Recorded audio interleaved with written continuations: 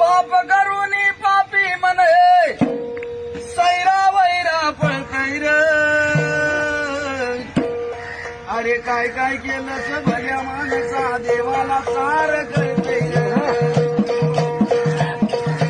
काय काय केलं भल्या माणसा देवाला सार कळतय र.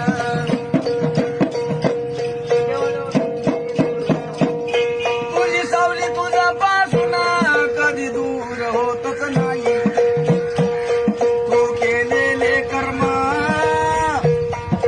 सोडून जात नाही. अरे शांती तुला ते झोपू देईना दिंड तुझला छळतय र.